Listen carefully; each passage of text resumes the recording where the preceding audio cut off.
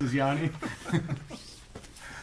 All right. Oh my God. You know what you used to do, Yanni? One day it should just be me and Dave, and I you got in the the background backup. just be Yeah. like, "This is terrible technique." Everyone's gonna be like, You "Where just the heckle us. hell is Yanni?" Really? Actually, I'm the only one that I know that will teach in front of you. Nobody else I know will ever I show a know. move in front I've of shown moves in front of him, they're but I'm very scared. you. self-conscious. Yeah, but he yells at you afterwards. And then they just say to me afterwards, they're like, "What'd you think?" I'd be like, "Well, I It's would do it terrible. this way. Yeah, I would do it this way." I have gone, I think, one class though that you didn't correct me, just probably because your head hurt. Yeah, I think I was daydreaming or something. Wasn't really watching. You're like, I'll pay attention when it's time to roll. I was thinking of Chappelle. No, I'm just kidding. All right, guys. We're going to do kind of like a sequence today. So we've been doing a lot of like almost like systems from like one position and going through a whole series of moves. But today I want to work on a sequence. We're going to review a basic pass, which is a knee slide pass. I'm going to start from like a closed guard. This way it's a good fundamental technique. And then we're going to connect it to our submissions. Because once you get the side control, if depending on where the person's arm is, they're going to be open for either Americana, far side armbar, and far side armbar is one of my favorite techniques. So I got a lot of great details there for you guys. So let's start with the closed guard.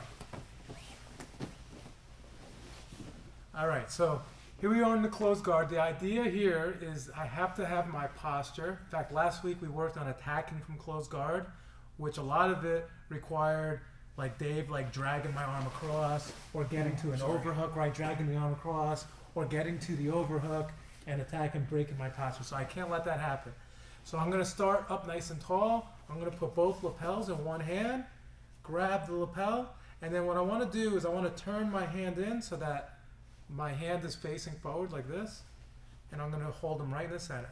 And if Dave goes to sit up, I should be able to keep him down. But I'm not putting weight on him. I'm just holding him like this.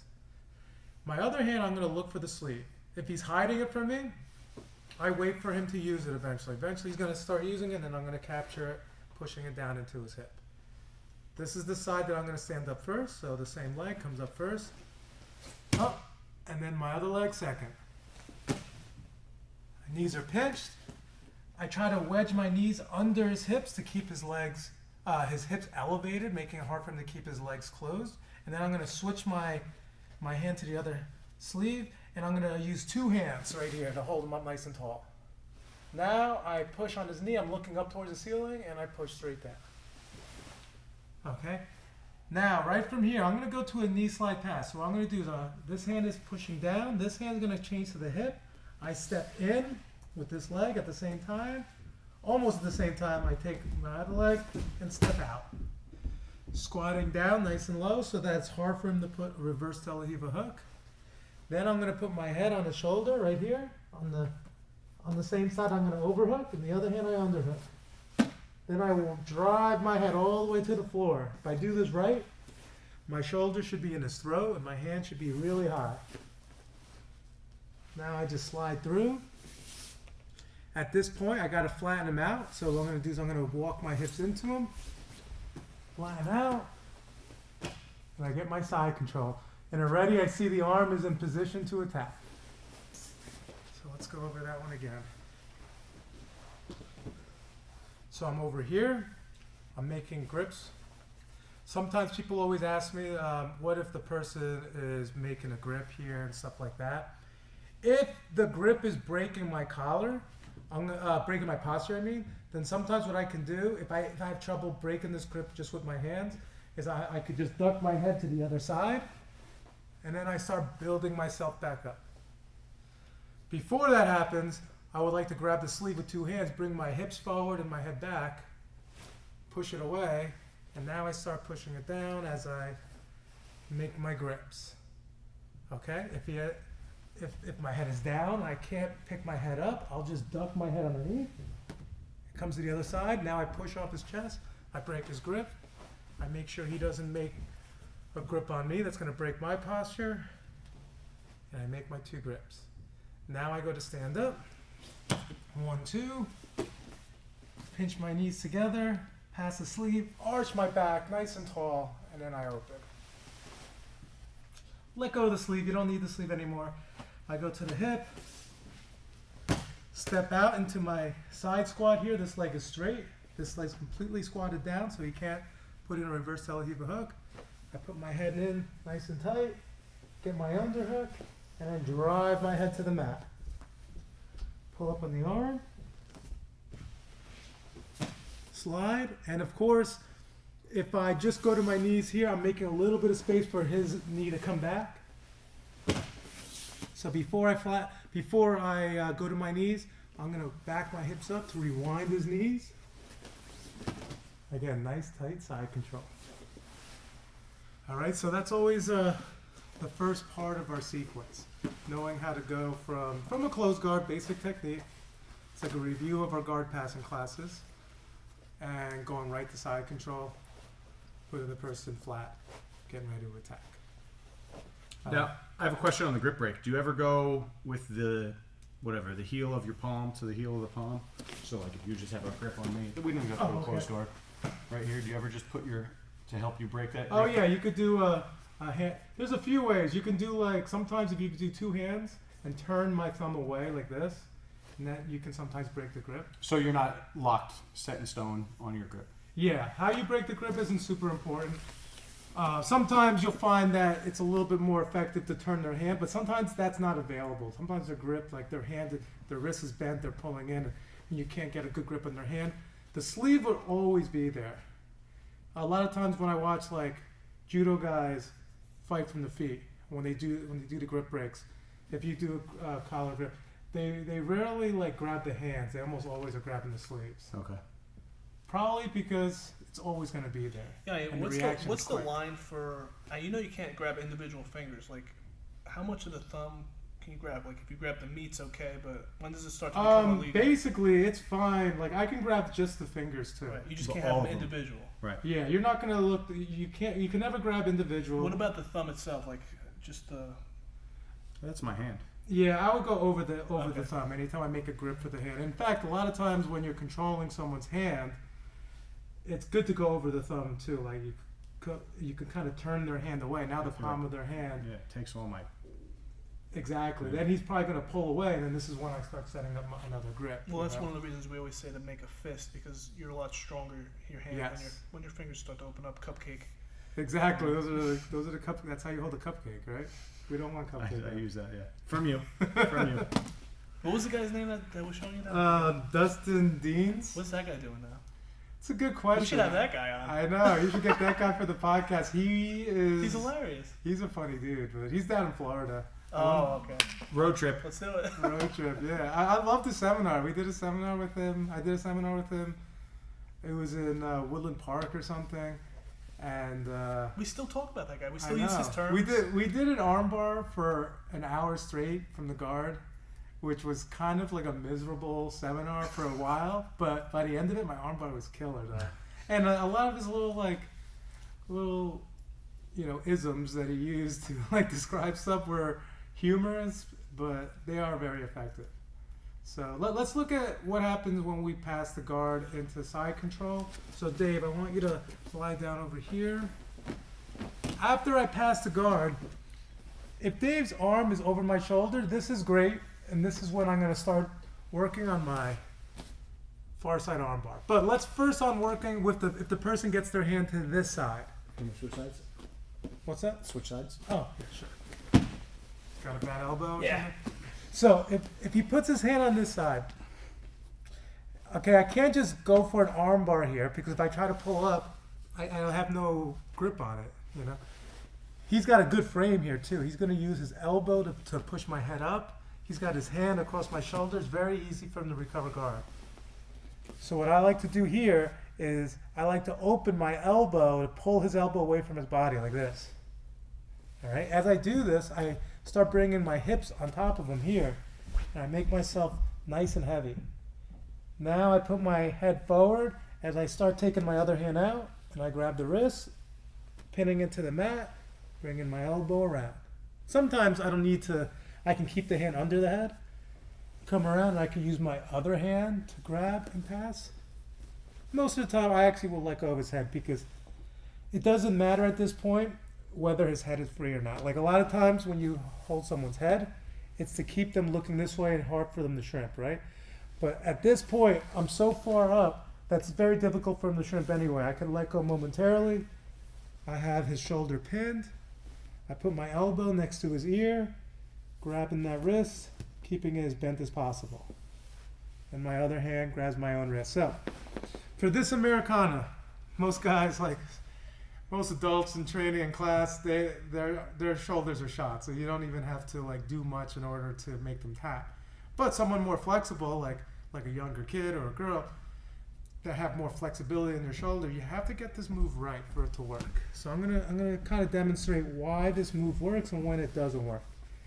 The further up his hand is compared to his head, the more flexible he's gonna be in the shoulder. Yeah, let's back up just a little bit. Ed's not doing his job over there. Yeah, come on, Ed. I thought you could see and you would just wanted to do that. Oh.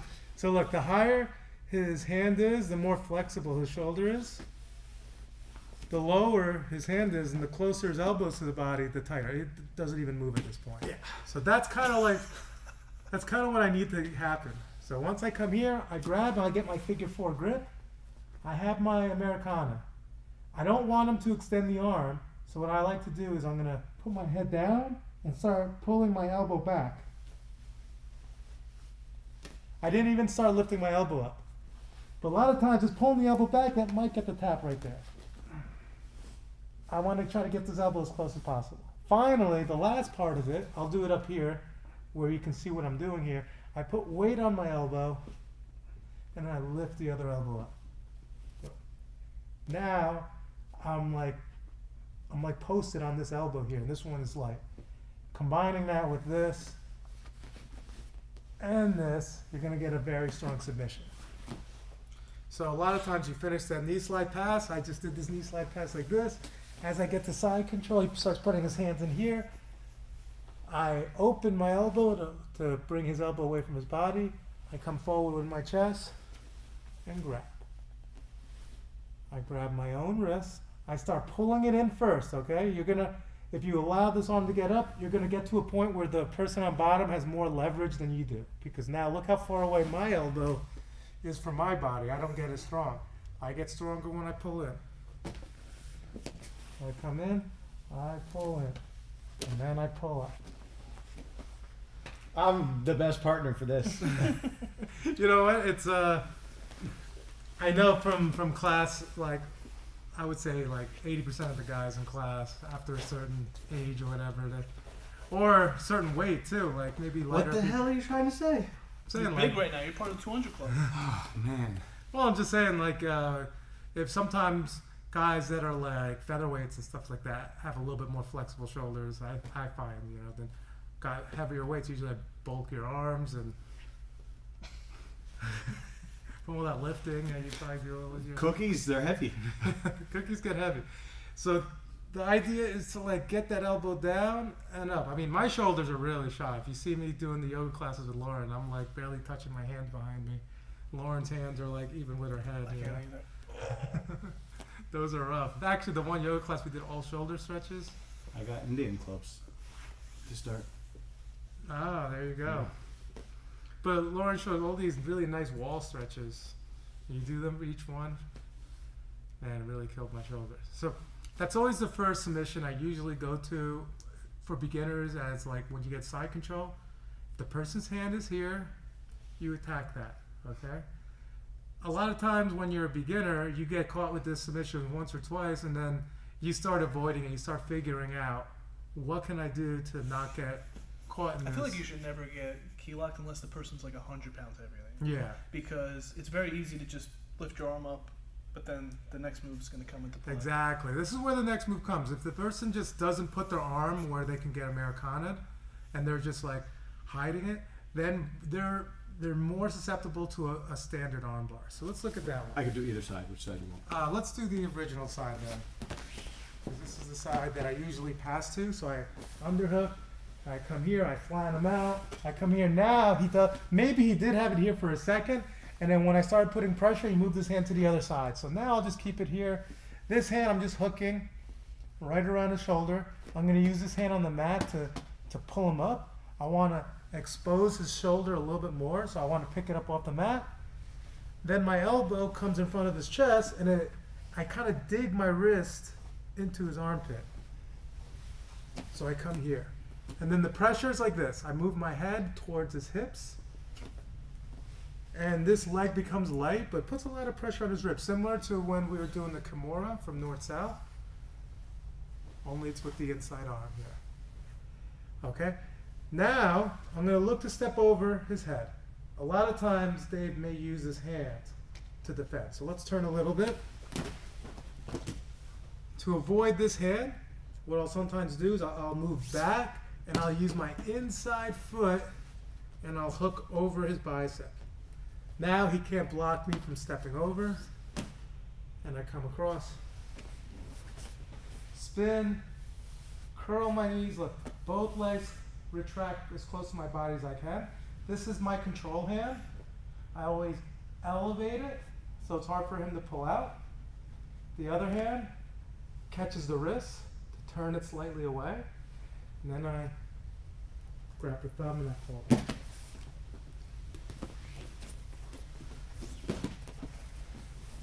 So we just finished the pass. The arm's here. Maybe I'm not even allowing it because I'm putting my head forward. Then I pull him to the side. I'm not I can't put pressure forward and attack the arm at the same time. I have to pick. So for this one, I'm gonna pull away, lift my elbow, bring my wrist in, leaning my head towards the hip. He's gonna be using this hand right here.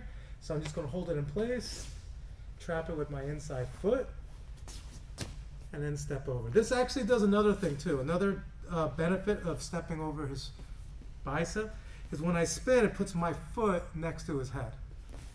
If I manage to step over and I go for a quick armbar, I'm gonna end up with my foot in this armpit, which is okay, but now what ends up happening is I don't have the perfect angle that I want, and it becomes hard for me. As I fall, I end up having a little bit of an off angle, whereas if my foot was here, I can be a lot tighter with my knees and control the arms. So let's see that basic armbar. Here, hook the shoulder, pull them back, lift, lean towards the legs. I trap the foot, step, spin, I'm pulling up, and I catch the hand right away. Turning, and I go right to the armbar. Now, have you ever seen Damian Maya show this? I probably have a long time ago. I want to say that there was something up recently on Facebook, Instagram, YouTube, somewhere, and he doesn't really seem to pull. I don't have any success doing it this way, but I wanted to ask you about it. He doesn't really seem to pull the bottom person up onto their side at all. He kind of just like slides his knee like a snake under the arm and up and pinching it. Have you ever? Okay, yes. Actually, kind of similar to, I remember you guys just had Emily Kwok on, and she taught it very similar. So this version, I don't know if it's the version he does, but I remember one version that she was teaching where this is a more heavy position. I'm coming here, I'm slowly pushing, and then I step over like this. And then what you end up doing is the person may be starting to swing their legs to try to catch their arm, and then we're going to catch the legs over here. And then what you end up doing is slide down, and now the knee pops up and separates the arm. And you have the leg here for the arm bar. So Yeah, that's very similar. Yeah, so in that version, you're kind of keeping them flat because you don't want them to move. This version, we're almost kind of like promoting movement because you want to catch them on their side. I think both versions are very good. The other version, I think, takes a lot more skill as a practitioner. You know, in order to do that version, you need to have a lot better control of your opponent. Okay. And I think for beginners, it might be a little bit easier. The version that I'm showing right here, it's a little bit like more universal, and can be as long as you lean, you're going to be putting a lot of pressure. I feel that it's a little more common off a guard pass. And like I just said, I don't have any success with that second one, so Is there a correlation there? With I definitely like the first one better. I feel like you have, once you get that pressure on the ribs, just like the Kimura pressure, I feel like you're in great control. Yeah. I'm not really going to do much to get out of there. I think you have a little more options because you can switch to a Kimura too. Yeah. Where the other one, you're kind of basically just doing that one armbar and not a whole much more. Yeah, that detail you reiterate with the foot trapping, you could just do that even if they're not. I love doing that because sometimes they'll even attack that foot. Somebody that's good at defending arm bars, they'll grab that foot and even push it down further, and now you have even less. You can't keep them down now. Exactly. So I would do that no matter what. Exactly, if you can, It all depends on how much time you have in your roll. If this is beginning a roll, I would always do that. Sometimes late in the roll, you had a battle to pass guard, you only have a few seconds left. You may just step over without it and try to see if you can get things to work. But from here, now what we're going to do is what happens when the person connect their hands. You want me to come on and show them how to break it? No. No, he's going to teach real jiu-jitsu. But I am going to show like the whole control. I think we went over this in another stream as well, but such an important technique to know how to control someone and how to stop them from getting up. This is good for gi or no gi. In the gi, we're going to have our own lapels to help us keep it a little bit stronger, so I'm going to be showing those details. But in a no gi scenario, it's going to be the same thing, only you're just going to be hooking your shoulder, or sometimes you hook your own thigh. All right, so let's look at this armbar. So I come here, I put pressure. I come in, I trap, I step, I sit, and I sit. All right.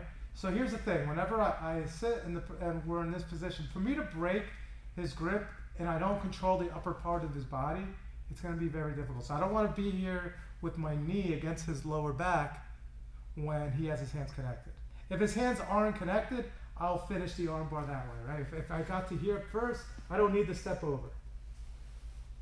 But this happens, now what I'm going to look to do is step over. So in order to step over his body, I lean towards his head, I throw the foot all the way over, and then I lean back.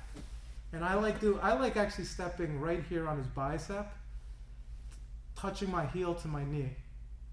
Then what I'm going to look to do is I'm going to look to find his leg. So I'm going to curl my legs, and I find his leg, either grabbing the pants, but most of the time I pull the pant just so that I can underhook right over here. Now let's see. Just turn like this way. Turn this way? No, the other. Oh, the other way. Yeah. Keep going. This is good. There you go. So we're in this scenario right here. I have this leg across, and I'm stepping on his bicep. Why? Because I don't want him to be able to get a full figure four. If I step here, he can pull. Look how close his elbows are together, and now the figure four is going to be a problem. If I catch him here, now when he goes to figure four, I can keep his arms apart. It also makes his grip much weaker the further away your hands are, or your elbows are from each other. This hand, you can grab your own lapel. Remember, pull the elbow up. The lower the elbow is on my body, the more he can turn into me and get up. Yep, that's what's going to happen. And once his elbow comes out, that's his way out. But if I can elevate his elbow up nice and high, if he tries to get up, all I have to do is just walk into him and curl. This leg, I curl it sideways, so not like this where there's space. I turn my leg sideways and curl the top of his head, and then I find his leg. If Dave tries to get up, it's going to be it's actually, without even using this leg, this heel on the shoulder slows him down. So try to get up, it slows him down. Then, when I curl the top of his head here, it makes it even harder. And I'm holding him tight. Now, I'm going to use my leg to break his grip. As soon as his grip breaks, my hand lets go of his leg, goes to the wrist. Look, I'm always turning his thumb down. I catch his thumb, and then I straighten out. So these are my favorite details for that far side armbar. Let's see that again. Arms over my shoulder. I hook the shoulder, I pull him to the side, put pressure, I lean towards his legs. This hand is on my hip, so I'm going to back up, hook over, step, spin, and sit. He's connecting his hands. I grab. Now I'm going to lean towards his head, pick up my foot, lean back, catching his arm, curling my leg. All right, and this is when I'm going to start looking for his leg, controlling, My main goal right now is not to break his grip, but it's to make sure he doesn't get up. If he gets up, then I'm going to have to do another technique. But if I can keep him down, this is great for me. I start extending, catch the hand. Remember, turn the thumb, make it hard for him to hitchhiker. And out, right? So all of his escapes require him to get up. There's two basic escapes. If he turns his thumb this way, he can hitchhiker, get up to his knees, and now it's a lot harder to finish. The other version is for him to get up to his knees, and then he's going to stack me and pull the arm out. Which is why I always say, when you first step over, you hook, you curl the leg, you step on the bicep and grab the leg. The goal is not necessarily to break the grip immediately, but to make sure they can't get up. If they give up on getting up, then that's my time to really break the grip and finish that armbar.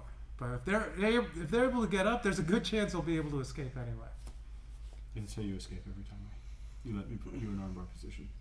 And then I escape. Yeah, you get up and. I usually get up. That's it. But if let's just say I was unable to get up, then it becomes the pressure builds. You know, I might be confident. Maybe I'm overconfident in my armbar defense for a little bit. But if I have no other option and I can't get up, you take that away, I may start panicking, and that's when you're gonna take advantage. Well, when you put that foot on the bicep like that, I feel it. You panic. There's nothing you can do. You feel like you cannot. That's not the one killing me. It's the one pinch in my head. I'm like, ugh.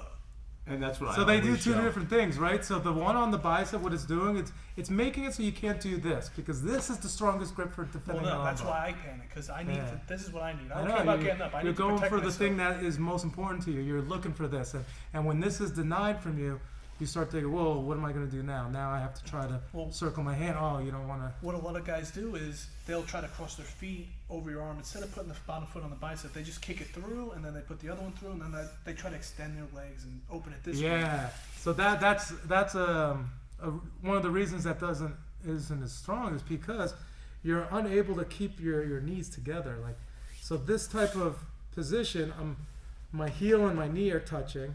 This is like kind of pressing away, and this leg is curling. This leg across the top of their chest, still pinning them, right? Just like side control works. It costs you no energy to Yeah. do that, to put your feet like that. When you're extending them and you're trying to pull too, it's And then you might invite them to pull their elbow out. So do you ever go, when you're doing an S-mount armbar, do you ever put your heel on the bicep in that position? Only if they manage to connect their hands before I'm able to finish with a standard armbar, I will do that. So let's just say you're lying down, I got the mount. Let's turn this way. So in a perfect world, when I do an S-mount armbar, I'm gonna have the hand here. Okay. You can't grip, and then I'm gonna finish the armbar. If I come here and then you connect your hands palm to palm, and I step over, and I feel like you're gonna, I'm gonna grab the leg, then I retract, and everything's the same. So it's kind of like the next step. What? You can't do this to me. He's I've been finding. switching on him. No, you have to. I wait for him to lock up, and then I switch to the other side. No, but I don't connect palm to palm ever. That's No, not he how figure I'm fours. doing it. Yeah. But yeah, if somebody figure fours, you're not going to fall back for the arm. You're going to switch, right? Yeah, that's what I've been trying to do. Ideally, yeah, absolutely. There's a chance that you can get the foot still in the bicep, even with a figure You four. could. But it becomes tighter. Depends on the person's length compared to your length. My whole game right now is just solely focusing on being able to submit Ed. So if I get that S-mount armbar, I'm waiting for him to figure four, or I'm waiting for his elbow to come up, and then I'm trying to switch sides. That's how you'll get me. Absolutely. And I've gotten close, but he laughs at me because I just miss it. So the last technique I wanted to show, did you guys see Gordon Ryan versus, what was it, Kyle Bohm? Yeah. So he finished with this Americano Armbar from a triangle. Right. So I use this position a lot when I decide to go for the triangle instead of the armbar. And I'm going to go over that right now. This attack is very strong. In fact, I would say that once you get the person into the triangle position and they're like halfway up, it's should be a guaranteed finish. You know, it's definitely more secure than just a standard armbar. So let's look at that. we're gonna do the same thing, same attack. So I'm here, pull him to the side. I trap the arm, I step over, I spin, and I said he connects his hands palm to palm. I lean towards his head, and then I step. I curl the legs, and I grab. Now, let's turn this way, so everyone can see what happens. So, now, sometimes what happens is I get too focused on kicking through, and then maybe I do break the grip, and then what happens is Dave connects his hands, and now my foot is not on the bicep anymore. So, obviously, it's not ideal for him though, because my foot in the middle kind of allows me to go to a triangle. So what I'm going to do here is I'm going to actually take my other foot out, and I bring it underneath his head. If I can't get underneath his head, that means I'm going to have to sit up and lean. You see? When this picks up the head, and then I get underneath it right here. Now, just like a car jack, I walk my foot in, jacks his head up. Perfect. Once his head is nice and high and his back is off the mat, I take this foot and I just bring it across. I'm not going to shoot like a super deep triangle. I'm going to do like kind of like an off-angle triangle, just like this. And now I'm going to figure four. Now sometimes I can finish just as an armbar right here because this puts a lot of pressure on the neck and his grip's going to be weak. I can finish. And then the other option is if he gets up to his knees. So maybe he gets up to his knees, and now I'm in this kind of sideways triangle. It's not, sometimes I can do a full triangle, but if his elbow touches the mat, this is where I'm going to grab his wrist, make it attached to my chest right over here. Then I'm going to start using my hips, and there it's just like an Americana. So it looks like an armbar. Like everyone was like commenting on when Gordon did this because Kyle took a while to tap, and it looked like, oh man, he broke his arm, but in reality, the arm has to look like this. Most people will tap a little bit earlier than he did. I think he just thought he was gonna. Well, he was tripping. Yeah. You see that? No. You didn't see that? I'll show you a video after. I'll tell you what though, he had big arms, so he might have also thought, I might be able to gut this one out. But that angle in this arm bar, like this, it's attacking your shoulder. It hurt my shoulder just now when you did it, but maybe his angle was slightly off to where there was a lot of pressure on the elbow. Yeah, it might have been more on the elbow than on the shoulder. So we're going to go over that again. So we're going to look for the arm bar, and then maybe I lose my foot position, but it comes to the inside. And that's usually 100% you're going to get that triangle. So let's look at that.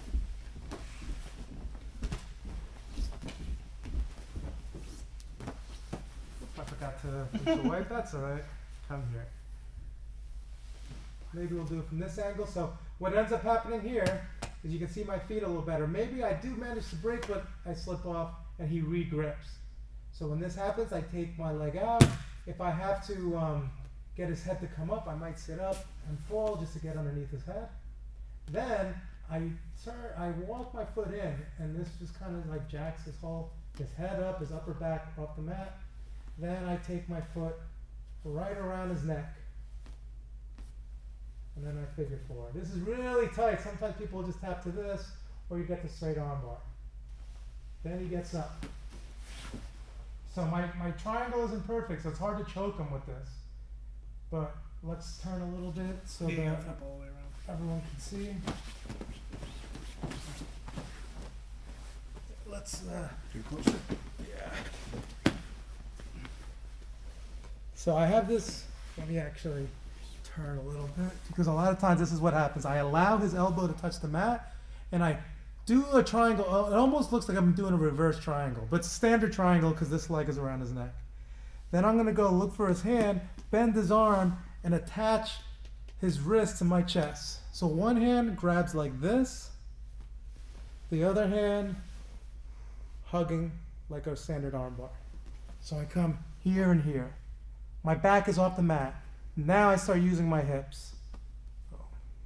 If he lifts his elbow up, this is when you start losing it.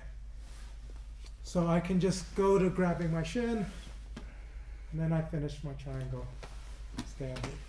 Now, did you see Gary or John Donaher comparing Gordon's arm lock to Gary's arm lock? Briefly. He turned from that position when the elbow came up to a belly down with the triangle position still. Oh yeah, that'll probably still be there as well. Okay. I feel that sometimes what ends up happening is if their elbow comes up, they might square up to you a little bit. And then the triangle's easier. I think the triangle is going to be a little bit more secure of a submission than going to belly down. He probably went to a belly down arm because he was probably extending so much on the arm that he had the momentum for the arm bar. Okay. If you feel like the elbow's popping out, you could just underhook the leg, hold the head. You don't necessarily have to step on the hip to adjust the triangle either. Like if I'm on this crooked triangle like this, and then his elbow comes up off the mat and he's here, I can just hold and just open and reclose, and I can get a triangle like that. So I was like this. If I hold his head down, I just open and close. Then I can start underhooking or underhooking his leg. You'll find that especially in that scenario, when people are trying real hard to like square up to you, just open and closing the legs. You're already there, you know, you're already in a figure four. All you want to do is just kind of turn this way in the figure four. Now that's how Gary's girlfriend finished, or Gordon's girlfriend finished, right? She I believe pulled so. the head, Pulled the readjusted head, just like and you she just showed. opened and closed. Just right? open and close, just like Yanni just did, right? Yeah, exactly. Can you also switch to your regular figure four armbar when the leg kicks through? I was actually going to ask that same question. There are more options for the for another armbar. Keeping someone down sometimes is a little bit tougher because my feet aren't in ideal position. So no, I'm going to be in the armbar already. Let's scoot down just a little bit. So I end up over here. I mean, sometimes the important thing for this, though, remember, is you need to keep this elbow up. So if his elbow's up and I figure four, I can put this foot underneath. And now if he tries to get up, he runs into my knee. I have to make sure my knee comes out. My other knee, though, has to come out a little bit in order to get this.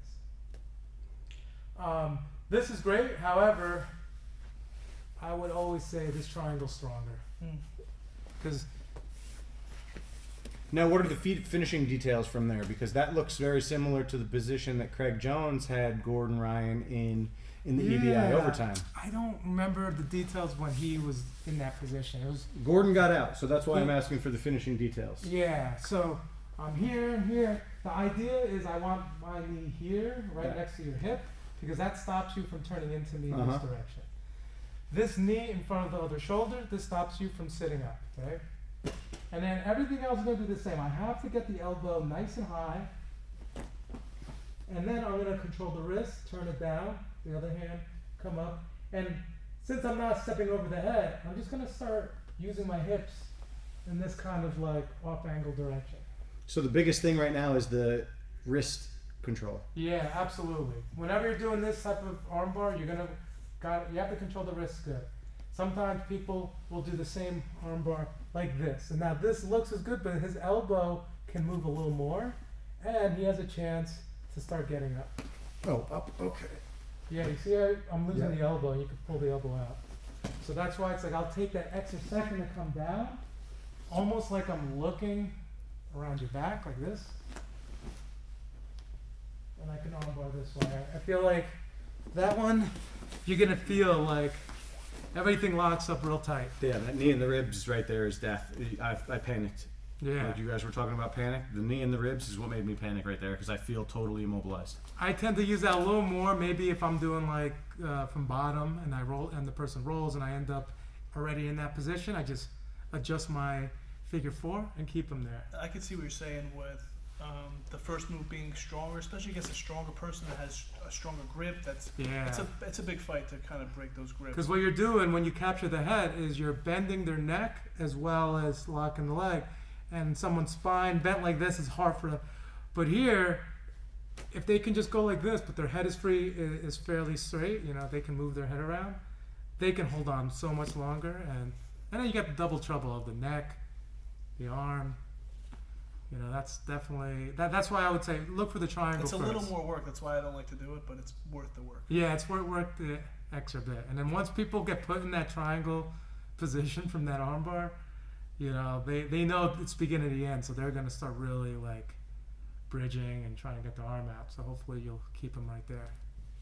So yep, that's basics of what we're gonna do about what we did today. We had our basic knee slide armbar. Remember, guys, if we're in the closed guard, we got to make sure we keep our posture and stand. On reverse, the person on bottom is always going to be trying to pull you forward. So keep aware that if your head goes too much forward, you will fall. So keep your head up. Then once you go to side control, if the arm is bent, we'll attack the Americana. I don't put a whole lot into that. Like, it's great if the person allows you to figure 4. A lot of times people start moving their arm to avoid the Americana, so the standard far side armbar is going to be that at all levels. I think that's a hard one to like hide, because once their hand is not here, there's no way you can hide your arm from them to at least step over your head and transition. And then hopefully we slowly take away their ways of escapes until you're able to finish. Do you use the same control points if you're hitting this armbar from knee on belly? Yeah. Same. It's actually the same armbar from the belly, right? The only difference is that you're standing versus... So are you still fist in the armpit or wrist in the armpit, head over the hips? Absolutely. Okay. Everything's the same. It's just you're just on your feet. So if you're on a knee on belly, so we're here, the person puts a hand. I still come in this way. I still come in, pull them up. The only difference is now I'm standing all the way, and now as I step over, I usually will end up dropping down or coming up into this armbar this way. I like to drop down here to the Kimura first in a knee on belly situation, and then change to the armbar.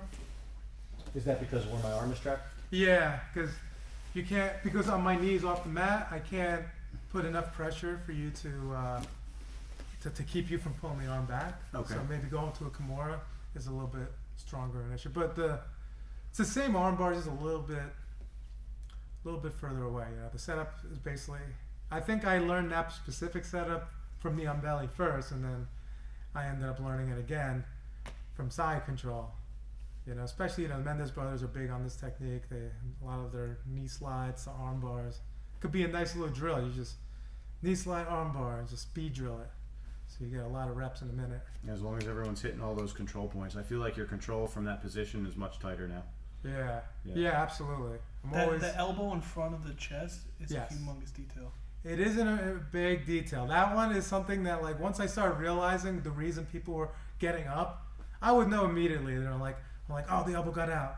But I never thought to myself, well, maybe I should be elevating the elbow. Then all of a sudden, I started doing that against stronger people, no gi, when it was more slippery. And I was like, I can now focus on what I need to focus on, which is breaking the grip and arm barring him, rather than do I hope that he doesn't get up.